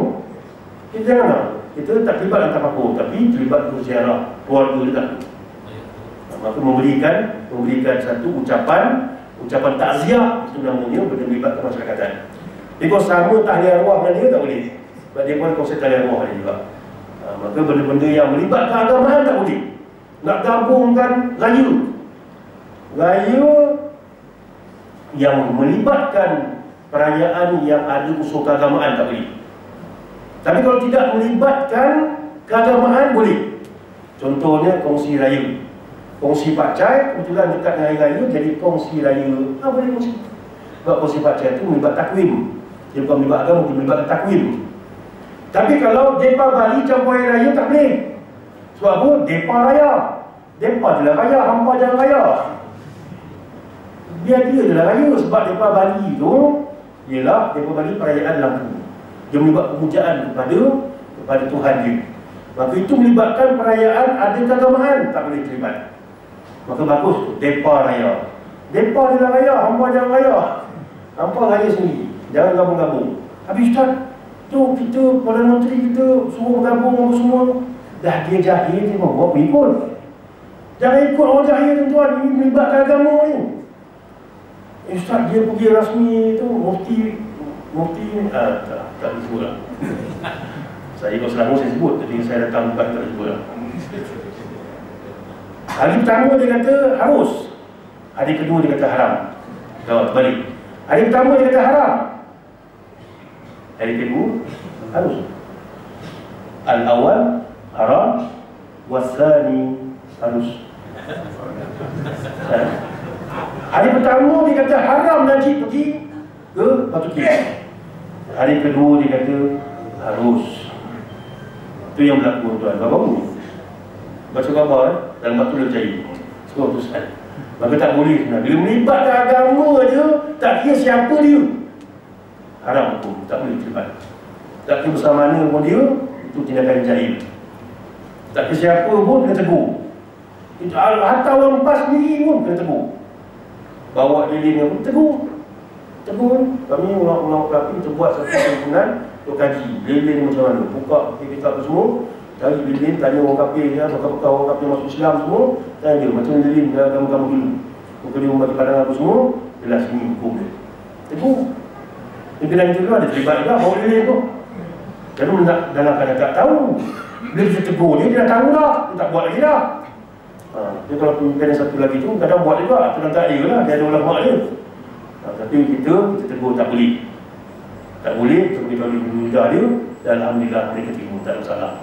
Tak buat dia lah. Sebab itulah dah tegur jangan. Ini bila tegur oleh bukti pula diletakkan dia tu. Suruh kita kata harus. Itu yang kita menyedih sangat. Boleh senang cepat buka. Maka kalau dah haram tu haram je lah. Dia nak macam mana? Ilmu tadi banyak yang telah pun diubah oleh orang politik. Maka tak wajar semua ulama macam itu. Walaupun dia kata ada hujah lain, semalam hujah lain, ada hujah lain. Tak kira lah. Kalau dah pegang tu lah. Dan kira bagaimana tak wajar benda akidah ini dijadikan sebagai benda yang boleh kita senang-senang nak ubah. Jadi kalau nak gabung-gabung tak boleh. Tapi ada benda yang boleh gabung, tapi nampak tak comel. Kebetulan kalau kongsi pacai jatuh hampir sama dengan awal Muharram. Kalau kongsi pacai kita gabung dengan awal Muharram, jadi kongsi haram. Jadi boleh sebab apa? Kongsi pacai itu benda yang melibatkan takwim. Awal Muharram pun takwim boleh gabung, tapi bunyi tak bagus. Bunyinya kongsi haram. Jadi tak payah buat lah. Sebab tu walaupun harus, tapi nampak buruk now, maka tak boleh buat. Itulah beberapa perkara yang boleh dibincangkan secara ringkas. Ada banyak lagi sebenarnya. Tak ngambilkan 100 muka soal lebih tak boleh. Jadi saya bincang secara umum itu pula. Yang tuan boleh tengok dalam buku ni 9 prinsip. Bagaimana ada prinsip yang keras Rasulullah bagi pada kita beritahu tadi. Ada keras, kau bunuh terus, perang terus. Ada prinsip-prinsip walaupun perang tapi bagi gandum supaya dia lembut. Ada masa-masa ni Rasulullah walaupun Nu'aim sendiri kafir dalam tangan Rasulullah dibunuh sebab mereka buat jenayah. Ada masa-masa mereka tidak boleh dibunuh. Jangan usir pun. Kalau siapa usir, Rasulullah yang menjaga mereka. Kamu telah menyakiti Rasulullah kalau telah usir mereka. Maka itu paparan-paparan maksudnya ada kafir yang baik, ada kafir yang tak baik, ada kafir yang jahat, ada kafir yang wajar diperangi. Maka itu paparan tentang bagaimana Rasulullah SAW menyakiti mereka. Tapi kalau benda-benda lain melibatkan banyak lagi isu, tuan-tuan boleh tengoklah. Kalau dalam kitab saya bawa jilid 9 dan 10 tentang kenegaraan Islam. Tentu ada kehakiman, bagaimana kehakiman untuk kafir macam mana semua. Maka boleh tengok dalam kitabnya. Aku terbincang oleh soalan ni tak kafir, tak lupa dan sebagainya. Maka saya bawa di belakang tu tamu buku yang ni, yang 50 orang awal tu cuma lah, lebih tu kena beli lah kan, RM110. Dan kemudian saya bawa buku tentang Muktamad Berfikir Syafi'i. Saya sekarang terjemahkan semua sekali 9 jilid yang dah siap cetak 4 jilid.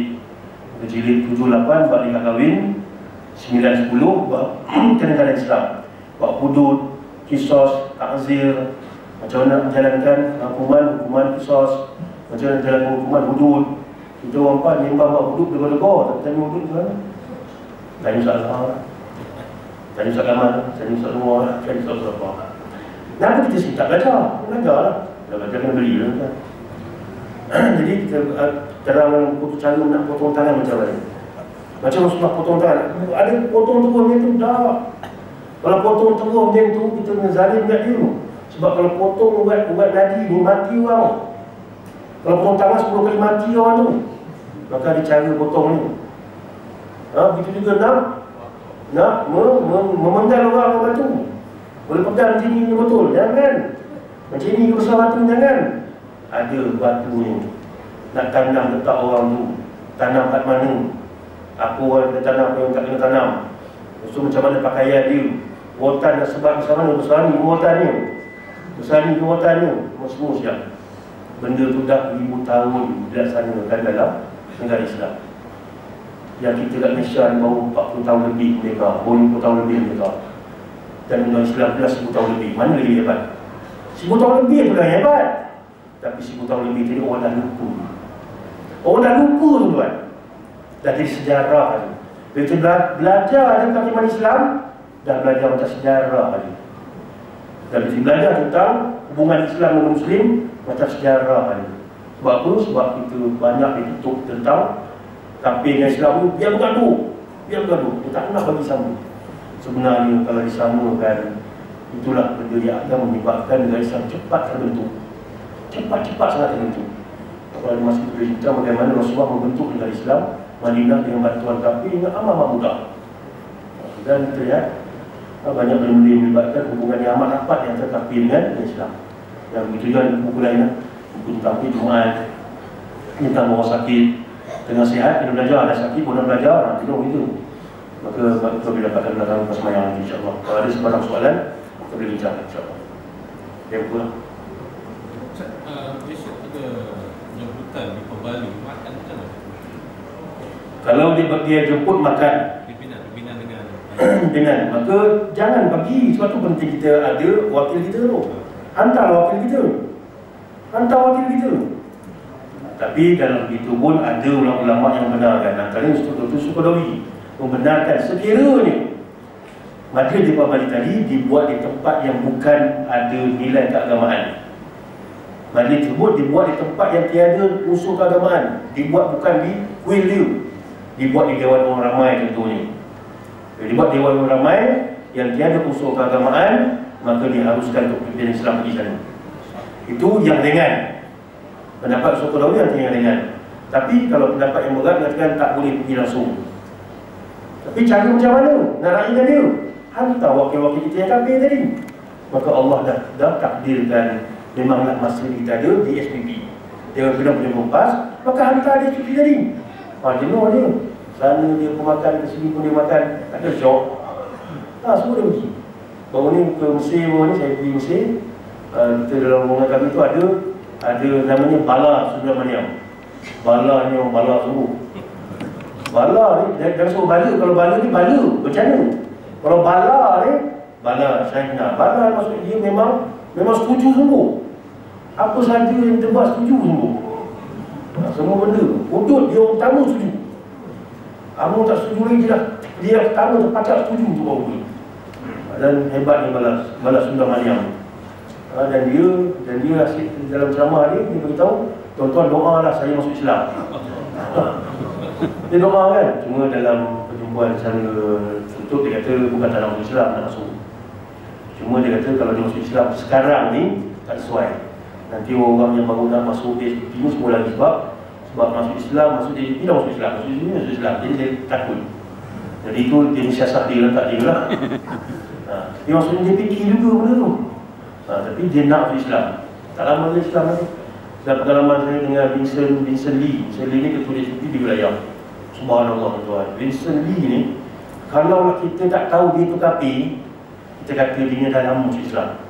Sebab bila saya tak cerita lagi tentang buku ni, dia dah boleh cerita lagi dengan hebat tentang bagaimana hukum-hukum Islam, bagaimana dalam bab berjemaah adanya wala', adanya taat, adanya benda-benda melibatkan benda-benda yang konsep-konsep dalam jemaah ni. Dia boleh cerita. Itu tak kafir tu.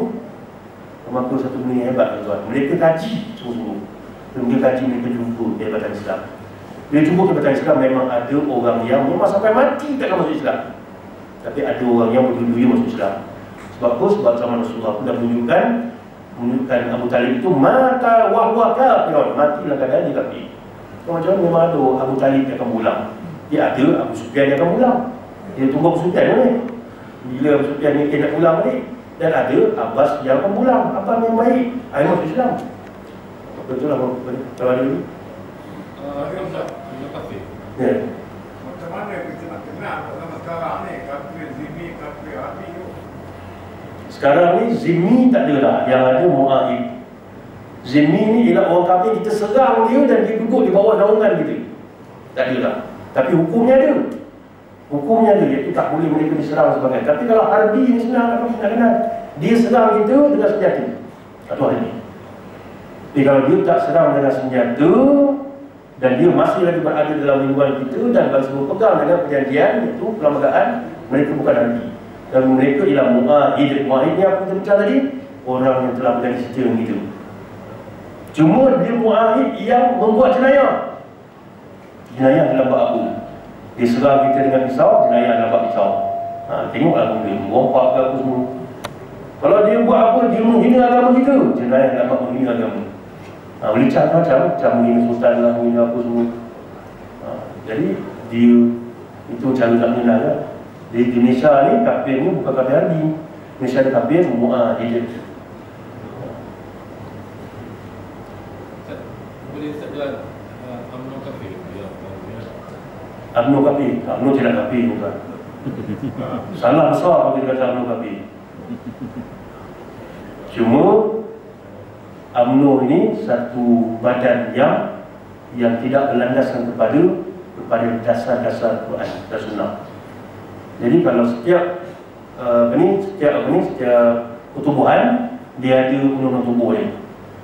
Kalau dia mengatakan dia pergerakan Islam, maka buka undang-undang tubuh dia. Ada tak sebut kami punya asas ialah kepada Quran dan Sunnah. Dalam PAS jelas dalam pasal dan perlembagaan PAS yang lama dan yang baru jelas PAS merupakan satu parti yang diikuti oleh orang-orang yang berakidah Ahlussunnah wal Jamaah. Sebenarnya menjadikan landasan perjuangan mereka Al-Quran dan Sunnah. Ini tak dilalu. Maka dia adalah gerakan yang sekular, bukan gerakan Islam. Dan tak wajar kita kata dia kafir, sebab dia masih mengucap lagi. Cuma ialah Rasulullah kata ada orang yang siang petang paginya kafir, petangnya Islam balik. Paginya kafir, petang Islam balik. Macam tu pilih mana-mana ya. Tapi dia masih Islam lagi. Masih lagi al-amanu. Lagi tak ada? Ustaz, dia tanya ada beza Ustaz, bila sesuatu golongan itu kalau dia bersama dengan orang kafir, kita tak panggil pun dia ni mereka kafir. Tapi kalau satu golongan tu dia merintah, tiba bersama dia orang kafir, orang tak cop dia boneka kafir.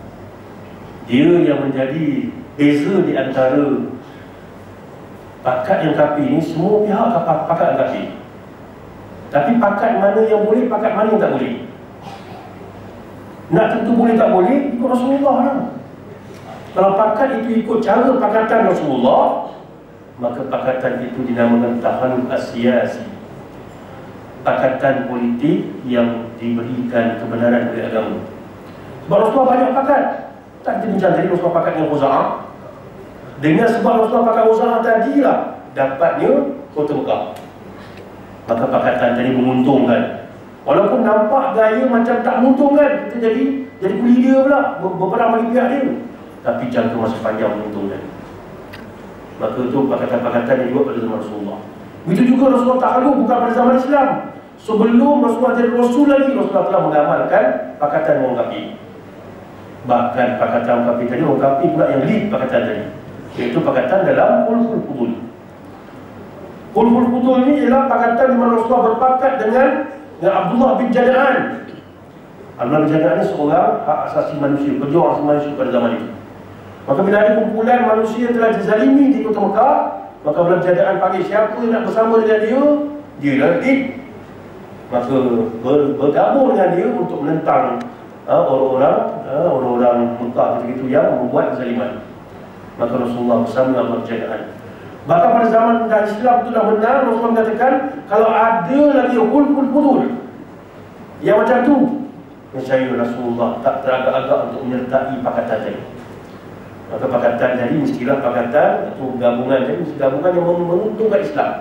Tak untung tuan. Kita di Perak ni tak pernah terfikir pun nak menang dari tim besar. Kita dengan pakatan kawan kita tu, tiba-tiba boleh jadi tim besar. Dulu kau berjuang, tak ada lah. Sembang dekat-dekat pun duduk bawah je lah.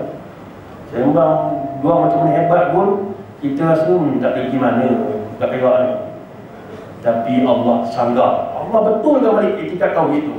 Allah tak salah ni. Bila berjuang tu, nak menang lah. Jangan berjuang macam tu je. Maka Allah bagi tahu bahawasanya boleh menang sebenarnya. Walaupun sikit congak-congak tak boleh menang.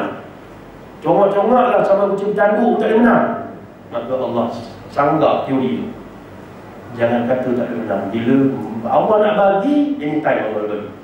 Maka berlakulah apa yang berlaku kat kita Perak ni. Teori bagaimana walaupun DAP 18 kursi, kita berapa kursi ada boleh tetap jadi menteri besar. Itu satu teori yang tak pernah terjangka dalam mana-mana kajian sains politik. Inilah kajian politik Allah SWT dia berlaku tu. Maka Allah tegur kita. Dapatlah masa setahun. Maka untuk tahun seterusnya kena usaha balik semula lah. Maka insyaAllah Allah dah bagi tahu bahawasanya boleh berlaku benda tu. Maka kita lihat dengan pakat kita dengan kafir tadi, dengan pakatan yang dia faham. Maka banyak benda yang dia belajar dan kita pun belajar. Maka akhirnya banyak benda yang menguntungkan Islam. Maka pakatan yang bau keuntungan, maka sama jangka masa pendek atau sepanjang, maka pakatan ini benarkan. Dan berbeza kita berpakat pada benda-benda yang kita rasa boleh memberikan kekuatan pada Islam. Tapi kalau benda tadi memberikan kerugian yang besar pada Islam, yang melibatkan prinsip, maka kita tidak ada sebab untuk terus berpakat. Dan ini telah dibuktikan. PAS dah 2 kali bertalak dengan DAP, iaitu masa kita pakat tahun 1990. Pakat-pakat dengan dia menang. Orang popular 87 tu pakat-pakat, maka namanya Kerajaan Angkatan Perpaduan Umar. Pakat-pakat Malaysia tu. Tiba-tiba bila PAS kata kita tetap nak buat dengan Islam, dia kira tak boleh. Langgar mayat saya dulu. Cross over my head, my body first. Maka akhirnya bercerai lah di antara DAP dengan PAS. Maka kata apa ketika tu Angkatan Perpaduan Umar tinggallah 46 dengan PAS. Akhirnya 46 berjumpa lah dengan 4 dan kali 6. Hilang 46. Bagus, sebab apa berduyun-duyun kali 46 masuk dalam PAS. dah adalah betul-betul yang lari balik ke dalam tu. Maka pas makin kuat, dapat Kelantan. Tak pasal-pasal percuma dapat Kelantan. Tak kebagus pakatan tadi. Tapi pakatan tadi menyebabkan kita bercerai dengan DAP sebab apa? DAP mengatakan kalau kamu tak setuju untuk bubarkan niat kamu nak buat negara Islam ni, kita bercerai. Cerai-cerai lah. Ini benda asas. Lakum dinukum waliyadin, cerai. Lepas tu tengok jauh-jauh balik, minat pula, dapat balik. Maka tahun bila yang tergabung balik barisan alternatif, maka menyaksikan kita dapat balik macam-macam negeri, dapat negeri Terengganu. Tapi tak tahan lama sebab apa? Sebab bila kata-kata kita nak negara Islam, tak, kami tak setuju negara Islam, maka bercerai. Tapi dah 2008 ni dan masuk 2013 ni dah 2 talak dah ni. Talak ketiga adik kan. Maka bila kita katakan tak nak negara Islam, dan dia mengata kita bersetuju untuk tidak bersetuju. Kita bersetuju, PAS bersetuju untuk tidak bersetuju dengan DAP. DAP pun bersetuju untuk tidak bersetuju dengan PAS. Kita bersetuju pada benda kita setuju dan tidak setuju pada benda tidak setuju. Memang faham dulu. 19 ni memang tak faham.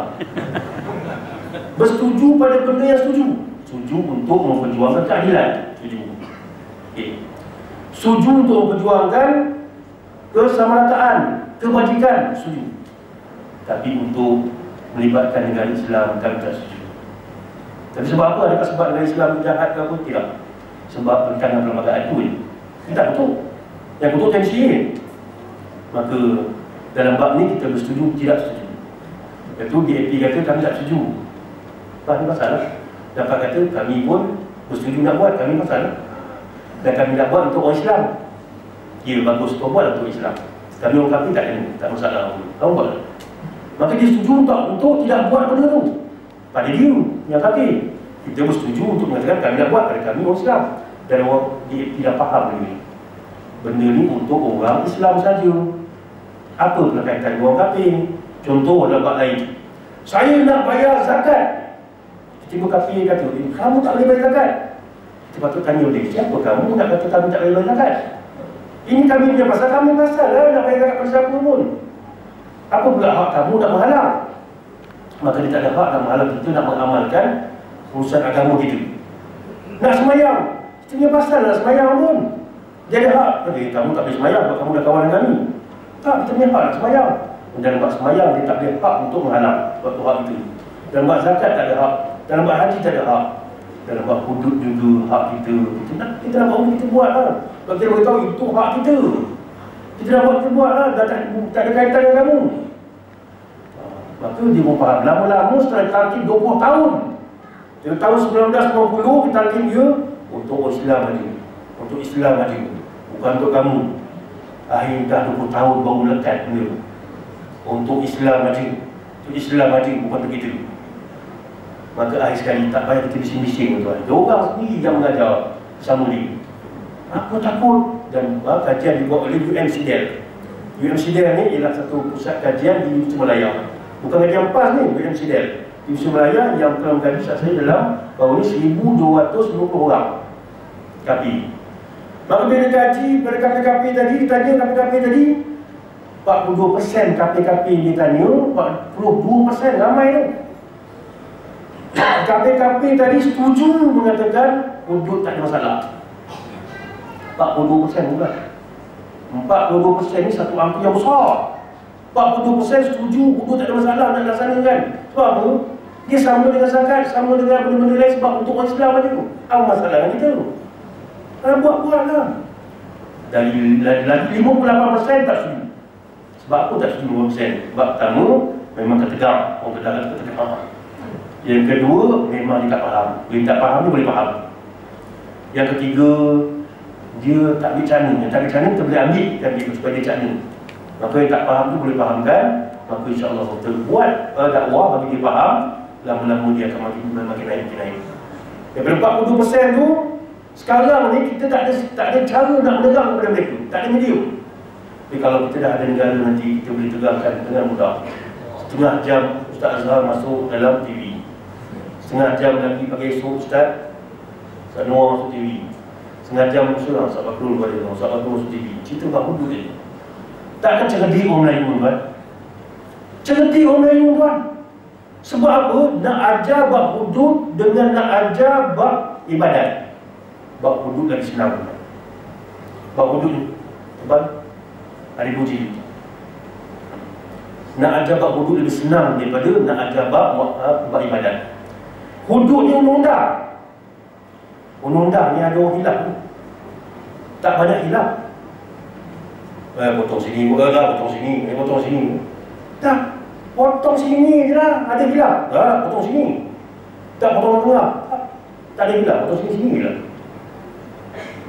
Walaupun disebut pun potong tangan. Tangan tu sini pun tangan. Sini pun tangan, sini tangan. Tapi lawak tak hilaf. Sini. Walaupun kalimat tu boleh dihilafkan. Tapi tak hilaf. Cuba dalam buat ibadat. Jenuh kita. Bak muka ni. Daripada muka ni, daripada mula tumbuh rambut sampai ke dagu. Maka itulah muka. Yang lain tu wajib ditutup kalau perempuan. Tapi nampak dagu macam mana? Mudah. Macam mana ni? Dalam semayang tutup dagu. Luar semayang buka dagu. Macam mana je? Satu hal lah pula. Daripada sini ke sini.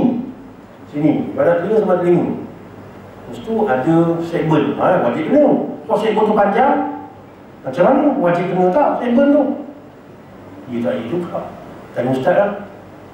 Ustaz dia tak hidup tak segmen tu macam mana? Buka buku, tak jumpa pula. Tak kesusah. Belum lagi kepala, mana kepala? Itu baru cerita muka je. Lepas tu, boleh wajib kena ke boleh hidup ni? Dia basah muka. Wajib kena ke dalam ni? Mata macam mana? Benda nampak ni? Lubang hidung macam mana? Bulu hidung dalam sini macam mana? Jenuh juga. Cuma kita dah main pejam mata yang tu je. Sapu dia daripada kecil. Besar tu, besar tu. Tapi kalau tampi betul-betul, jenuh tu. Buat muka, belum buat kaki lagi. Maka bab tekak, bab ibadat banyak lancar dia. Tapi orang Melayu boleh faham. Orang Melayu faham. Bahkan saya mula-mula balik dulu risau nak mengajar ke surau. Sebab tu imam surau lagi hebat daripada budak-budak pelanggan yang mau balik pada Mesir. Sebab tu imam tu dah rinci benda tu 40 tahun. Kita mau balik, janggut pun mau tumbuh. Jangan cuba nak lawan dia dalam bab baik semayang. Dia 40 tahun dah rinci baik semayang. Macam-macam kitab dah habis dah. Takut dia bincang. Dia dah lama ni calon lagi apa. Tapi masa mula-mula takut. Tapi kalau buat hudud, mudah nak terang. Mudah nak faham. Lagi senang orang faham. Tapi tak pernah dicuba. Pernah ada bincang buat hudud dalam TV. Tunggu perkataan pegang dulu lah. Kalau perkataan tak pegang, tunggu kucing tanduk lah barulah boleh buat. Tapi kalau ada peluang, mudah orang faham. Kalau orang Melayu boleh faham, Cina pun boleh faham. Dan saya ada bukti macam-macam. Sebab kita ada banyak bukti, cuma tak ada masa. Kita nak tunjukkan bukti Bosnia memang sangat-sangat mudah. Bagaimana rasionalnya pelaksanaan hudud dan hukum Islam ni pada rakyat Indonesia ni memang betul rasional mudah. Kalau saya bincang nanti CEO ni, kita kata bagaimana rationality pelaksanaan hudud tadi memang mudah sebenarnya. Cuma kita rasa payah lah, mesti suasana kondisi dulu biar semua tak tuan. Zaman Rasulullah laksanakan hukuman ini dan kafir paling setuju. Saya masuk sikit. Kafir paling setuju. Sebab apa kafir setuju? Sebab pada zaman Rasulullah, kafir Yahudi lah orang yang paling banyak dari mangsa pencurian. Bila Rasulullah buat negara Islam, Rasulullah buatkan satu undang-undang. Namanya Undang-Undang Hudud Qisas dan Ta'zir. Bila dikemukakan undang-undang tadi, semua kafir setuju. Yang Islam jangan tanya, dia harus setuju apa. Tapi yang kafir pun setuju. Yang paling kuat sekali setuju siapa? Yahudi. Sebab apa Yahudi paling kuat? Sebab Yahudi lah mangsa keadaan. Bila dibuka-buka di undang tadi, siapa merompak kena potong kepala. Oh bagus ni ada undang. Dan kurang kata siapa merompak pergi robak, ayat qatilu wa yusallimu atau qat'u banyak amwal bil ard. 4 hukuman. Potong kepala, yang kedua, potong kepala untuk salib mayat itu, yang ketiga, potong tangan, persilangan kaki, yang keempat buang darah. Yahudi bila baca undang tu, dia setuju sangat-sangat dengan undang ni. Siapa merompak, potong kepala, setuju sangat-sangat. Buka lagi undang, siapa mencuri, potong tangan, setuju semua-semua. Siapa setuju, potong tangan. Sebab apa? Sebab mereka lah mangsa. Orang Arab, kita akan mencuri sama Arab kalau ada bangsa lain. Sama macam itu. Kalau ada kedai akau dengan kedai Pak Mat, kedai siapa budak-budak mencuri? Tobat takkan curi kedai Pak Mat, sebab Pak Mat tu anak Pak Mat geng dia. Dia akan curi kedai akau. Dan dia buat alasan agama. Kedai kapio tu, kedai kapio tu boleh curi, kedai kapi tu boleh curi. Padahal dia macam ni suka curi. Dia buat alasan kedai kapio, maka curi. Orang Arab lagi kuat Sobiah. Orang kita habis dicuri ni kedai kawal tu. Bukan kedai kawal tu, sampai tokong-tokong kawal tu buah-buah baru curi tu. Sebab kawal terpaksa buat ijtihad baru. Boleh buat buah plastik. Maka dia buat buah plastik, tak ada siapa nak curi ni. Dia buat dia proses ijtihad pula. Revolusi lah, dekak dia kan. Jadi sampai terpaksa kawal tu buat ijtihad buah plastik. Jadi orang zaman dulu ialah orang Yahudi. Maka orang Arab takkan mencuri kalau ada Yahudi. Maka dia akan mencuri barang Yahudi.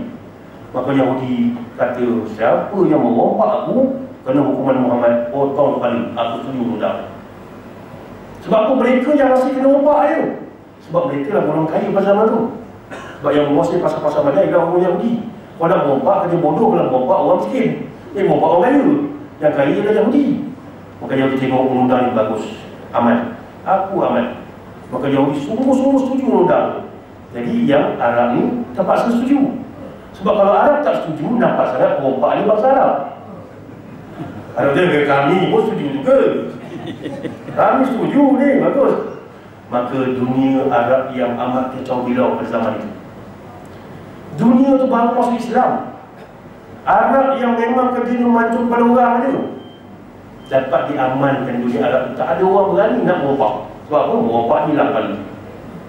Merompak tu kalau kamu merompak lebih daripada tu, lebih daripada merompakan yang memang tak perlu penyelesaian, potong kepala dan salib mayat supaya orang tengok. Menyebabkan orang merompak pun tak berani merompak. Minum arak kena belasah 80 kali buatan. Kau tak jadi, tak jadi minum. Zina ni, sila iblat kena kejam. Tak jadi zina. Maka suasana tak perlu tunggu kondisi dulu. Kalau tunggu kondisi dulu, baru nak buat, alamat tak payah buat. Dah kondisi dah elok dah. Dah buat apa lagi? Tak payah buat dah elok dah. Ini satu ulama kata, kena tunggu kondisi dulu nak buat. Itu mukhalafah sunnah benar. Rasulullah buat ke mana orang-orang Arab itu tengah kecamuk masalah ni. Bila buat aman dunia Arab. Kalau dunia Arab padang pasir itu boleh dia amankan, ini kan dunia Melayu tuan. Sebab itulah mana-mana pejuang-pejuang sekular daripada zaman Mahathir sampai zaman sekarang, dia tak akan setuju pas buat satu negeri hudud. Dua lagi dah setuju. Sebab dia tak pernah akan pas buat hudud di Kelantan. Bayang tuan, kalau buat hudud di Kelantan, apa akan berlaku? Akan berlakulah sebuah baldatun thayyibatun wa rabbun ghafur. Maka semua pencuri tak berani diam kat Kelantan. Orang curi ini Kelantan pergi Pahang, mencuri kat Pahang. Nak merompak ni, ini kedai Kelantan ni, kedai Pahang. Semua merompak tak diam kat Kelantan ni lah, keluar ke tempat lain. Aman tak orang Kelantan? Aman. Tuan Terengganu kata, kami pun tak aman juga. Pilih lepas buat hudud di Kelantan. Jadi Terengganu, dua negeri dah aman dah. Dua-dua negeri ada merompak dia pergi ke Pahang. Agak tak tahan orang Pahang. Ramai nak merompak ni. Macam mana nak buat? Polis minta tahan dah. Kita buat hudud lah. Bila buat hudud, Anggur tak nak. Siapa yang nak? Pas nak, kita pilih pas. Pas buat hudud. Bila buat hudud, negeri ketiga dah aman. Tiga-tiga perompak ni, tiga-tiga negeri ni pergi mana? Dia pergi tempat lain. Dia pergi ke mana? Pergi ke Johor. Jenuh orang Johor, asyik kena merompak je. Maka perompak banyak Johor menyebabkan orang Johor kata tak jadi ni. Statistik rompakan di tiga negeri menurun daripada 100 rompakan setahun kepada 5 rompakan setahun ini. Tapi perompak di Johor banyak. Cara nak buang perompak ni cara macam mana? Buat undang-undang. Perompak Johor pun tak ada. Kurang daripada 100 jadi 5 je. Maka perompak semua pergi mana? Pergi di 9. Ni 9 kata Den pun sama tak tahan. Den pun nak buat juga undang-undang. Maka selamat baik negeri. Ketika itu perompak menuju ke Selangor, tempat yang amat kaya dan juga Perak. Rasa-rasa orang Perak tak diam. Cina-Cina Perak berkata, apa masalah? Ini lompat-lompat bukan kita yang kena potong kepala. Orang Melayu kena potong kepala. Dan kita juga aman. Kita juga aman. Dan kalau merompak, sesama dia lantak dia. Maka perompak yang berlaku rompakan dengan sama kafir je. Orang Islam tak berlaku. Orang Islam akan jadi baik. Orang kafir akan merompak sama dia. Maka dia tak tahan. Sebab apa yang merompak sama dia tu jadi mangsa dia. Maka dia mengatakan macam itu tabik undang Islam. Maka selesai masalah. Sebab tu dia tak bagi satu negeri mula dulu. Kalau mula dulu kafir-kafir pun setuju. Dan itu yang berlaku di Kelantan sekarang. Yang bukan undang Islam sekarang. Bukan undang Islam. Di Kelantan tu hanya baru enakmen kecil pada peringkat negeri emas daerah. Majlis Bandaraya Kota Baru. Kita buat undang hudud pun dia kata buat prinsip-prinsip Islam ni. Orang sama ada kafir ke Islam ke, semuanya tidak dibenarkan salun-salun yang berbagai jantina. Satu jantina ni. Siapa yang berbagai jantina kena saman. Maka kafir-kafir setuju tak benda ni kan? Kafir-kafir setuju. Habis tu yang nak abang yang tak setuju ke MCA je. MCA tak duduk di Kelantan, dia tak tahu apa cerita Kelantan tu.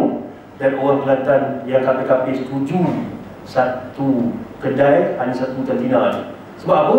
Yang banyak buka unisex salon ni, yang banyak buka salon dia orang kafir pun Islam. Orang Cina yang banyak buka salon ni.